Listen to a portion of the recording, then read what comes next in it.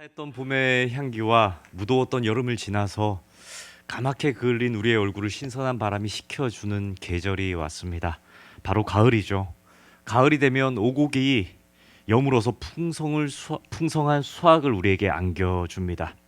이렇듯 풍성한 수확을 안겨주는 이 계절에 교회에서는 하나님의 은혜를 돌아보는 추수감사주의를 절기로 지켜 보냅니다. 한 해 동안 결실 있는 삶을 사시느라 우리 성도님들 고생 많으셨습니다. 우리 옆에 계신 성도님들과 이렇게 인사 한번 하시겠습니다. 한 해 동안 잘 사셨습니다. 또 한 번 더 인사할까요? 옆에 계셔 주셔서 감사합니다. 예. 부부가 같이 앉아 있으면 좋을 텐데요. 따로 떨어져 있어서 다른 남편, 다른 아내에게 이 말을 하면 참 이상할 것 같기도 합니다. 추수감사절이 되면 그제서야 우리는 좀 분주했던 일상에서 과거의 우리의 삶을 좀 돌아보게 됩니다. 나는 한 해 동안 무엇을 위해 살았던가, 그리고 나는 어떤 삶을 목표로 살아가고 있는가 하는 것에 대한 돌아봄이죠. 나는 잘 살고 있는가? 잘 살려면 무엇을 해야 하는가 하는 질문들을 우리는 종종 해보곤 합니다. 그래서 인생이란 무엇일까에 대해서 우리가 생각할 때마다 저 스스로도 도대체 어떻게 살아야 되는 거지? 라고 질문을 던질 때마다 생각나는 책이 한 권 있습니다. 그 브로니 웨어가 쓴 내가 원하는 삶을 살았더라면 이라는 제목의 책입니다. 좀 오래된 책이긴 합니다. 2010년 초쯤에 나왔던 책으로 기억이 되는데요. 사실 이 책은 호주인인 어떤 병원의 간병인이 쓴 책입니다. 그래서 영어로 된 원제는 The Top 5 Regrets of the Dying이라는 제목을 가지고 있죠. 직역해 보면 죽은 자들이 가장 후회한 5가지라는 제목의 책입니다. 죽은 자들이 가장 후회한 탑 5에 대한 얘기입니다. 이 책의 저자인 그 웨어는 호스피스 병동에서 간병인으로 일하던 사람입니다. 그래서 수많은 사람들의 마지막을 지켜보았죠. 그리고 그들이 고백했던 인생의 후회들을 묵묵히 이렇게 기록을 했습니다. 그 책이 바로 저 책이죠. 그런데 그렇게 후회하는 것들에 대해서 기록을 하다 보니까 놀라운 것을 하나 발견하게 되는데, 죽음을 앞둔 사람들의 하는 후회가 공통적으로 5가지 정도가 공통적이다라는 거예요. 5가지 정도가 똑같더라는 거죠. 그래서 그 탑 5를 이렇게 적어봤는데요. 첫 번째는 나는 나 자신에 대해 정직하지 못했다는 겁니다. 나는 내가 살고 싶은 삶을 사는 대신에 내 주변 사람들에게 보이기 위한 삶을 사느라 바빴다는 거죠. 날 위해 살았던 적이 없다는 겁니다. 정직하게 날 위해 살았던 적이 없다. 그리고 혹 다시 살 수 있다면 용기 내어서 내가 원하는 삶, 나를 위한 삶을 한번 살아보겠다라는 말을 했습니다. 그리고 두 번째는요, 그렇게 열심히 일만 할 필요는 없었다 하는 후회가 있습니다. 가족들과 더 시간을 보냈어야 했고, 또 어느 날 돌아보니까 아이들은 다 커버리고 배우자와의 관계조차 서먹해진 자신을 돌아보게 된 겁니다. 또 의미 있는 일들을 위해서 시간을 만들어서라도 사용했어야 하는데 너무 일상에 분주하게 일에 파묻혀 지냈던 날들을 후회한다는 겁니다. 정말 몸이 움직일 수 있을 때 가장 의미 있는 일들을 했었어야 했다, 이런 후회를 남겼습니다. 세 번째는요, 나의 감정을 주위에 솔직히 표현하지 못했다라는 후회입니다. 내 감정을 솔직하게 표현 못했대요. 내 감정을 털어놓을 용기와 적당한 시간을 놓쳐서 그렇게 꾹꾹 누르고 살다 보니까 병이 되었다는 거죠. 좀 사랑하면 사랑한다고 말을 하고, 좋으면 좋다고 표현하고, 고마우면 고맙다고 얘기하고, 또 우리 성도님들 힘드시면 힘들다, 너무 힘들다라고 좀 표현하면 좋을 텐데요. 아프면 아프다라고 말씀하시고, 그리고 미안한 일을 한 적이 있으면 그 일에 대해서 미안했다, 정말 미안해라고 용서를 구했어야 했다는 겁니다. 사랑의 표현과 감사의 표현, 그리고 용서의 고백들은 시간을 놓치면 영원히 할 수 없었다라는 것을 후회했다는 거죠. 그리고 공통적인 거 네 번째는요. 친구들과 자주 연락하며 살았어야 했다 이렇게 후회한대요. 친구들과 좀 연락하고 지낼 걸. 열심히 산다고 바쁘게 산다고 살다 보니까 아무도 없이 혼자 남게 된 자신을 보게 된 겁니다. 덩그러니 죽음의 문턱에서 홀로 남겨진 자기 자신을 보며 후회하는 거. 야, 그때 그 친구는 지금 어디에 있을까? 그 친구는 뭘 하고 있을까? 그 친구에게 한번 연락했으면 좋겠는데, 한 번이라도 다시 볼 수 있으면 좋겠는데 하는 후회가 찾아오는 것입니다. 뭐가 그렇게 바빴던지, 무엇이 그리 옳다고 고집하며 살았는지, 늘 부딪히며 산 인생이 후회스럽다는 거죠. 그리고 마지막 다섯 번째는요. 행복은 결국 나의 선택에 달려 있었다는 겁니다. 내 선택. 보다 나은, 아니 훨씬 더 행복한 삶을 살기 위해서 내가 그걸 선택했으면 됐을 텐데, 나는 변화를 두려워했고, 나는 남들과 다르게 사는, 나를 위한 삶을 사는 것을 선택하기를 주저했다는 겁니다. 행복하기 위한 변화를 두려워했던 자신의 선택을 후회한다라는 것이 공통된 후회였습니다. 성도님들, 사람들은 이 땅을 떠나기 전 이렇게 진정 가치 있는 것을 하지 못한 것을 후회합니다.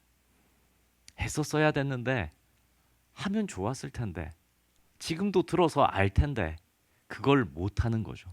못하고 후회하는 인생을 산다는 말씀입니다. 내가 진정 했어야 할 것을, 정말 했었어야 할 것을 하지 못했다 하는 후회가 우리 성도님들에게는 없으십니까? 근데 성도님들, 오늘 우리가 읽은 시편 121편은 우리가 후회함이 없는 인생이 되도록 가르쳐 주시는 하나님의 말씀입니다. 다시 말해서 인생이 살아가면서 믿음을 가지고 하나님을 붙잡을 때, 하나님을 붙잡는 인생은 후회할 것이 없다라는 것을 가르쳐 주는 말씀이죠. 오늘 본문 말씀을 4개의 질문으로 나눠서 한번 살펴보려고 합니다. 총 8구절로 이루어진 이 말씀을 각각 2절로 나눌 텐데요. 4가지 질문은 이겁니다. 누가, 언제, 어디서, 그리고 마지막 4번째는요.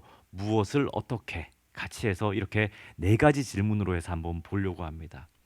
하나님께서 우리의 삶을 어떻게 지키시는지 오늘 시편 말씀을 통해서 함께 은혜 누리시기를 축복합니다. 첫 번째는요. 누가라는 질문으로 한번 말씀을 살펴보겠습니다. 누가 나에게 도움을 주는가? 나의 도움은 어디서 오는가에 대한 질문인 거죠. 본문 1절과 2절의 말씀인데요. 제가 1절 말씀을 읽으면 우리 성도님들은 2절로 화답하시면 됩니다. 내가 산을 향하여 눈을 들리라. 나의 도움이 어디서 올까? 나의 도움은 천지를 지으신 여호와에게서로다. 아멘. 아멘. 나의 도움이 어디서 온다고요? 예, 천지를 지으신 여호와에게서로다. 성도님들, 이 말씀을 읽은데 참 이 시인은 솔직하구나 하는 것을 느낄 수 있습니다. 나의 도움이 어디서 올까? 나를 도와줄 이가 누구인가? 나를 붙잡아 줄 이가 누구인가? 내 형편을 낫게 해줄 이가 누구인가? 내 삶을 웃게 해줄 이가 누구인가? 나에게 힘이 되어줄 이가 누구인가를 묻고 있는 것이죠. 꼭 힘듦이나 어려움 앞에서 우리는 도움을 구하지 않습니다. 내 인생이 조금 더 나아지기 위해서, 내 인생이 조금 더 업그레이드 되기 위해서 늘 그러한 선택 앞에서 무엇을 붙잡아야 하나, 누구에게 의지해야 하나 하는 질문을 우리는 하게 되죠. 우리도 삶을 살아가면서 늘 이러한 생각들을 할 겁니다. 누가 날 좀 도와주지 않을까? 어디서 나는 힘을 얻을 수 있을까 하는 질문들입니다. 나는 지금 어디에 희망을 걸고 살아가고 있는가? 우리 성도님들 어디에 희망을 걸고 살아가십니까? 대답 안 하실 줄 알았어요. 하지만 어디선가 희망을 붙잡고 살아가는 것들이 분명히 있으시죠. 내가 기대고 있는 힘은 무엇인가? 내가 정말 믿고 있는 힘은 무엇인가? 내가 붙잡고 있는 도움은 정말 나에게 도움이 되는가 하는 질문들을 우리 성도님들이 이 시간 한번 해보시길 바랍니다. 이 물음에 시인은 어떻게 대답합니까? 1절에 산을 바라보았다라고 얘기합니다. 산을 바라보았다. 물론 이 시인이 바라본 산은 예루살렘 성전이 있는 시온산을 바라봤겠죠. 하지만 그 시온산을 바라볼 때에 예루살렘 성전만이, 하나님의 임재만이 그 산에 있지는 않았습니다. 그 산에는 동시에 위험한 것들도 있었습니다. 왜냐하면 우상 숭배가 횡행했던 곳이 또한 그 시온산이기 때문입니다. 산을 바라볼 때에 성전만 보이는 것이 아닙니다. 그곳에는 도움이 될 것처럼 보이는 세상의 것들도 그 성전 주변에 여럿 있었기 때문입니다. 하지만 그 산, 어쩌면 하나님을 보는 것 같으나 다른 것들을 구하는 산을 바라볼 때에 그 산들이 실제로는 도움이 되지 못한다는 것을 이 시인은 알고 있었던 것입니다. 오늘도 많은 사람들이 산처럼 보이는 것들을 바라봅니다. 내가 의지할 것이 무엇인가? 나에게 희망되는 것이 무엇인가? 나를 진짜 도울 것이 무엇인가? 내 인생을 안정되게 할 것이 무엇인가 하는 기대로 산을 바라보는 거죠. 산. 우리 청년들에게는 직장이 될 수 있겠고, 또 우리 공통된 모든 사람들에게는 돈이 될 수도 있겠고, 인맥이 될 수도 있겠고, 자신의 실력이 될 수도 있겠고, 건강이 될 수도 있겠고, 내 소유가 될 수도 있겠죠. 이 모든 것들이 산처럼 느껴져서 그 산을 바라볼 때에 내가 힘을 얻을 것이다 여기는 분들도 계실 것입니다. 그런데 성도님들, 우리의 인생이 갑작스러운 내리막길을 내려가게 될 때에 그렇게 우리가 산처럼 여겼던 것들이 정말 나에게 도움이 될까요? 갑작스러운 사고와 문제 앞에서 내가 산처럼 움켜쥐려고 했던 어떠한 것들이 과연 나에게 정말 도움이 될까요? 121편 시편의 이 시인은 분명하게 고백합니다. 나의 도움은 천지를 지으신 여호와에게서로다. 아멘. 세상의 것과는 비교할 수 없는 분, 내 인생의 모든 영역을 창조하시고 지금도 주관하시는 여호와 한 분만이 내 삶에 도움이 되신다는 것을 가르쳐주고 있는 것입니다. 여호와 하나님을 붙잡을 때 우리는 흔들리지 않을 수 있습니다. 추수감사절에 우리가 기억해야 할 첫 번째 고백이 바로 이것입니다. 나의 도움은 천지를 지으신 여호와에게서로다. 아멘, 아멘, 아멘. 둘째는요, 언제라는 질문입니다. 언제? 그렇다면 하나님, 여호와 하나님은 나를 언제 도우시는가? 답은 졸지도 않고 주무시지도 않는다는 것이죠. 우리 3절과 4절 말씀인데요, 제가 3절을 읽으면 우리 성도님들은 4절로 하답하시기 바랍니다. 여호와께서 너를 실족하지 아니하게 하시며 너를 지키시는 이가 졸지 아니하시리로다. 이스라엘을 지키시는 이는 졸지도 아니하시고 주무시지도 아니하시리로다. 아멘. 아멘. 우리 성도님들 지금 말씀으로 함께 고백했습니다. 여호와 하나님은 우리를 언제 지키십니까?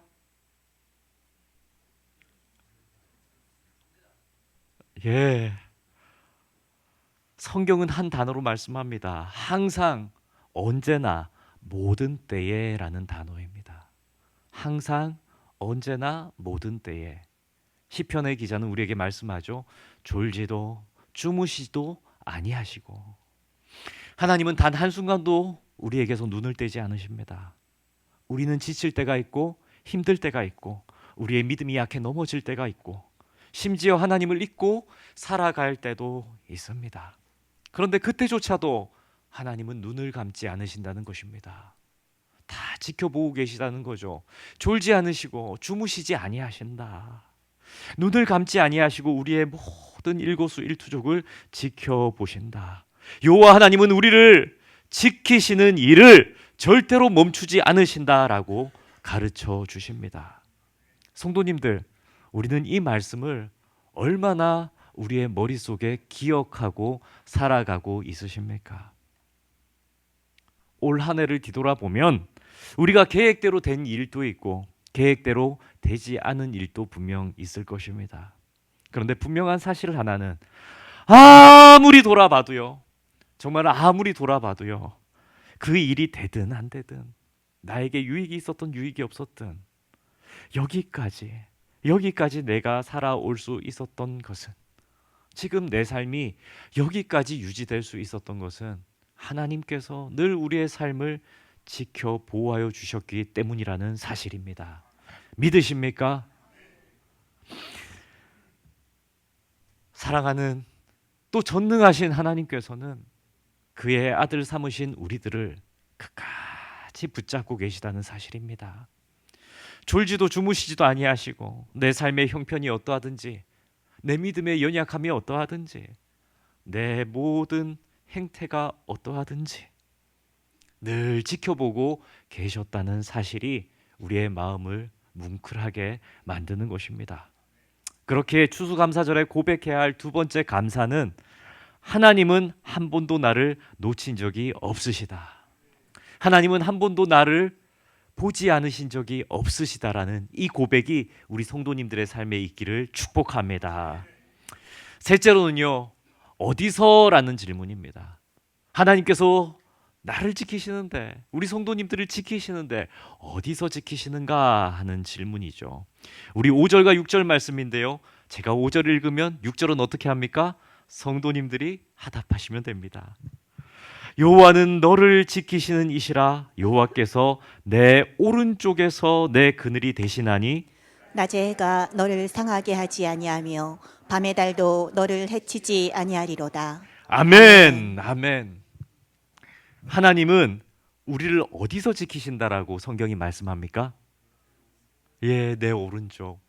저 멀리서가 아니라 내 오른쪽, 가장 가까운 자리, 바로 너의 오른쪽에서 지키고 있다라고 말씀하십니다. 사실 오른쪽이라는 단어는 성경에 여러 번 등장하죠. 그죠? 왠지 오른손은 하나님의 영광, 하나님의 능력을 나타내는 단어기도 한데 여기서 오른쪽은 뭘 의미하는 걸까요? 사실 구약 문화에서 오른쪽은 가장 사람에게 있어서 약한 자리입니다. 약한 부위, 가장 약점이 되는 곳을 의미합니다. 왜냐하면 구약 문화 속에서 대부분 사람들은 오른손잡이라고 가정하고 있는데 왼쪽 팔로는 방패를 들고 오른쪽에는 무기를 들고 누군가와 싸운다는 거죠. 이렇게 공격하고 싸울 때 오른손을 휘두를 때에 그래서 전투 시에는 항상 가장 약점이 되는 곳이 어딜까요?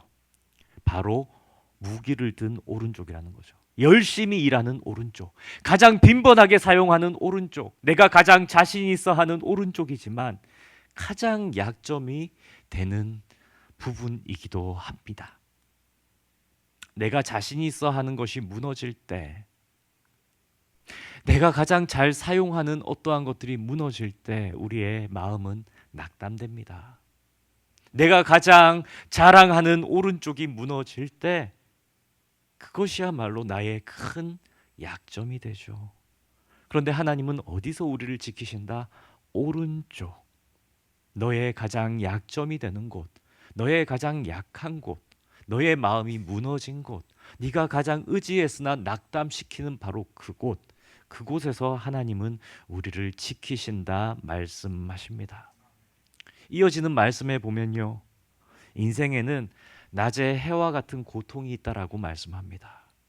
우리의 영혼을 태우는 뜨거운 시련이 다가오기도 하고 갑자기 밀어닥치는 문제들이 우리를 힘들게 하기도 하고 우리의 마음을 짓누르는 환경들, 겉으로 드러나는 태양볕 아래에서 해와 같은 고통들이 우리의 육신, 우리의 환경을 둘러싸서 힘들게 할 때가 있습니다. 또한 밤의 달처럼 우리를 힘들게 할 때도 있습니다. 은근하고 오래가고 희미한 것 같으나 우리의 정신을 잠식시키는 고통도 우리에게 찾아오는 것이죠. 걱정이나 두려움, 외로움이나 우울 같은 그러한 밤의 달과 같은 고통들이 우리의 영혼을 약하게 하기도 합니다. 그런데 하나님은 약속하시는 거예요. 내가 너의 그늘이 되어 너의 오른편을 덮어주겠다라는 거죠.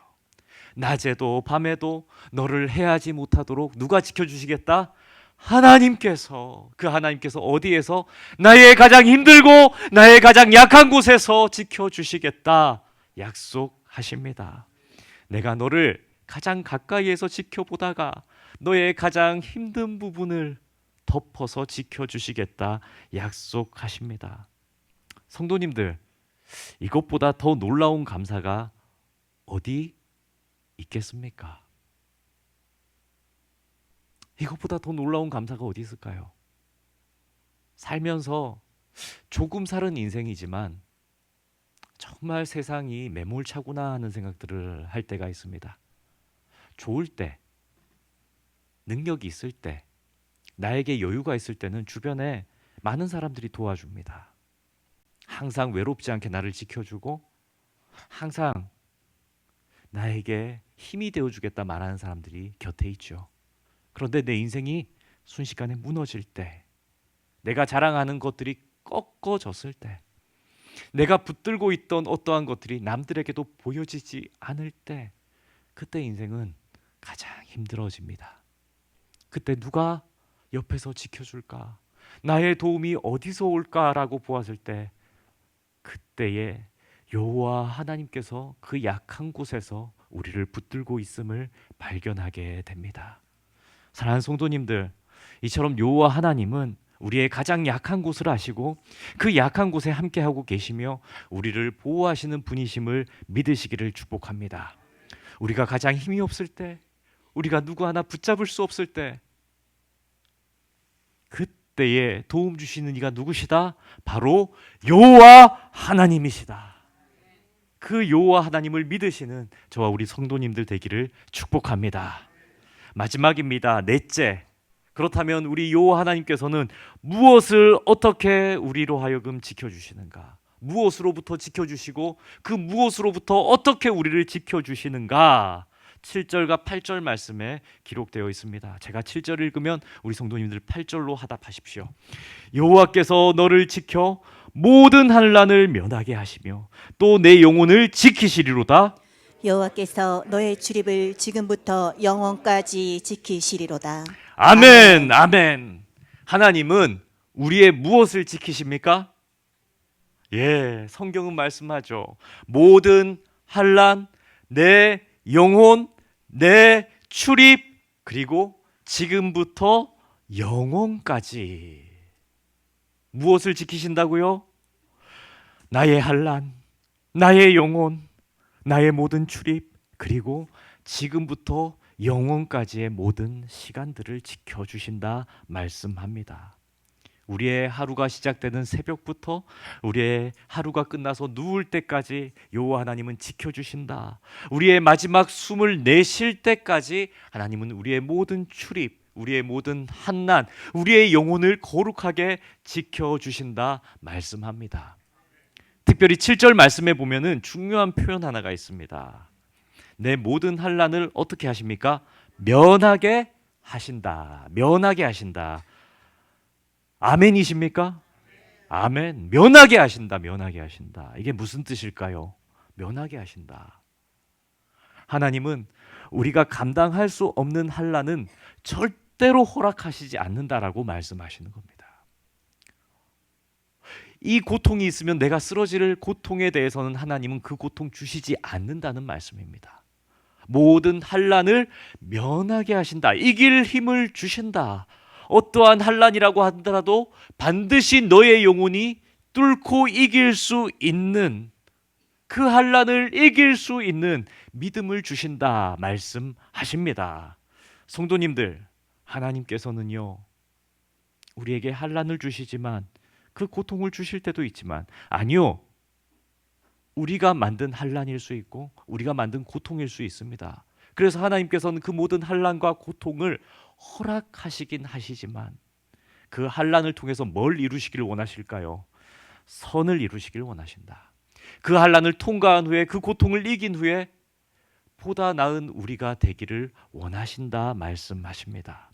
성도님들, 하나님은 우리 인생의 시작과 끝, 시간이라는 것을 보았을 때 우리는 시간을 흐름이라고 생각합니다. 그러나 하나님은 영원부터 영원까지 계신 분이시기에 인생에게 주신 시간을 어떻게 보실까요? 평면으로. 우리에게 주신 시간을 하나의 어떠한 무엇으로 보실 수 있다는 거죠. 그래서 우리의 전 생애를 어떻게 하신다? 지키고 보호하신다. 그 인생의 모든 우리는 시간 흘러가는 여정이라고 생각하는 그 모든 여정을 하나님은 어떻게 하신다? 지키시고 보호하시고 명쾌하신다. 이길 것만 주신다. 승리할 것만 주신다. 그 고통 가운데 이길 능력을 베푸신다. 약속하십니다. 이것이 시편 121편의 약속입니다. 사랑하는 성도님들, 오늘 설교를 시작하면서 죽음을 앞둔 사람들이 후회하는 기억 5가지를 함께 나눴었습니다. 내가 진짜 원하는 삶을 살지 못했다. 사랑해야 할 사람을 충분히 사랑하지 못했다. 감사와 용서의 표현을 하지 못했다. 함께 해야 할 사람과 함께 하지 못했다. 그리고 행복을 선택하지 못했다. 이것은 인간의 얘기죠. 인간이 돌아보고 후회하는 어떠한 내용들입니다. 그런데 돌아볼 때에 인생의 후회는요, 거대한 비극 속에서만 후회한다 이런 게 아니라 소소한 일상 가운데에서도 해야 할 것을 하지 못했을 때 후회하게 됩니다. 붙잡아야 할 것을 내 인생에서 붙잡지 못했을 때 내 인생의 호흡이 끝나는 그때가 돼서야 후회하는 말을 하는 거죠.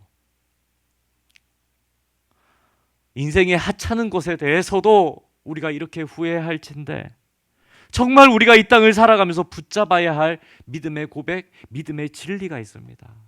여호와께서 나를 지키시리로다라는 진리의 말씀입니다. 성도님들, 이 말씀을 그냥 흘려 듣지 마십시오. 또 한 번의 예배요, 또 한 번의 말씀으로 좋은 말씀 들었다 하면서 흘려 듣지 마십시오. 여호와 하나님께서 너를 지키시리로다. 아멘이십니까? 여호와 하나님께서 누구를 지키신다고요? 맞습니다. 우리 성도님들을, 나를 지키신다라는 이 말씀을 머리부터 발끝까지, 아니 뼛속까지 깊게 새기시기를 축복합니다. 이 말씀을 꼭 붙들고 사십시오. 하나님이 나를 지키신다. 나를 지키신다. 정말 나를 지키신다. 이 진리의 말씀이 우리를 간통하여 우리가 붙잡을 때 어떻게 될까요? 정말 신앙생활에 한치도 후회 없는 삶을 살아낼 수 있을 것입니다. 성도님들, 시편 121편의 말씀은 우리를 후회 없는 인생으로 초대하는 하나님의 음성입니다. 하나님은 우리의 도움이 되시고 쉬지 않고 우리를 지키시고 우리 곁에서 방패가 되어주시고 지금부터 영원까지 책임지시는 분이십니다. 그렇다면 우리는 이 땅을 살아가면서 선택해야 됩니다. 산을 볼 것인가? 진정 나의 도움 되시는 하나님을 붙들며 살아갈 것인가? 세상을 보지만 그 세상 너머에 있는 하나님을 붙잡고 살아가시는 저와 모든 성도님들 되기를 축복합니다. 하나님을 우리가 붙잡고 살아갈 때에 말씀대로 정말 행하며 들었던 말씀을 기억하며 진리대로 한번 살아낼 때에 하나님의 능력이 우리 성도님들의 삶 가운데 임하실 줄 믿습니다. 그 큰 능력의 하나님을 기억하시면서 우리 함께 이 시간 화면을 보면서 함께 결단하는 말을 함께 따라 하시겠습니다. 우리 함께 고백합니다. 도움 되시는 하나님만 바라보겠습니다. 산을 바라보는 인생이 아니라 천지를 지으신 여호와만 바라보는 믿음의 사람 되겠습니다. 하나님이 항상 지키신다는 사실을 잊지 않겠습니다. 내가 보지 못하는 순간에도, 내가 기도하지 못하는 순간에도 하나님께서는 나를 놓치지 않으셨습니다. 하나님이 내 우편에서 지키신다는 사실을 붙들고 평안하겠습니다. 문제가 커 보여도, 두려움이 밀려와도 하나님은 가장 가까운 자리에서 나를 덮고 계십니다. 하나님이 영원까지 책임지신다는 믿음으로 후회 없는 삶을 선택하겠습니다. 감사도 선택입니다. 평안도 선택입니다. 행복도 선택입니다. 아멘. 이 믿음을 붙잡고 하나님 안에서 후회 없는 신앙생활 하시는 저와 모든 성도님들 되기를 예수님의 이름으로 축복합니다. 아멘. 기도하겠습니다. 전능하신 하나님 아버지, 올 한 해도 우리를 지켜주심을 감사드립니다. 나의 도움이 천지를 지으신 여호와께 있음을 고백합니다. 주님, 우리의 시선을 산이 아니라 하나님께 향하게 하옵소서. 졸지도 주무시도 않는 하나님을 보호를 믿습니다. 넘어지지 않도록 지켜주신 은혜를 기억합니다. 주님, 우리의 가장 약한 자리에서 우리의 편이 되어 주옵소서. 낮의 해 같은 고난에서도 밤의 달 같은 두려움에서도 지켜 주옵소서. 우리의 영혼과 우리의 출입을 지금부터 영혼까지 지켜 주옵소서. 후회 없는 믿음의 길을 걸어가게 하옵소서. 이 모든 간구 우리 주 예수 그리스도의 이름으로 기도드립니다. 아멘.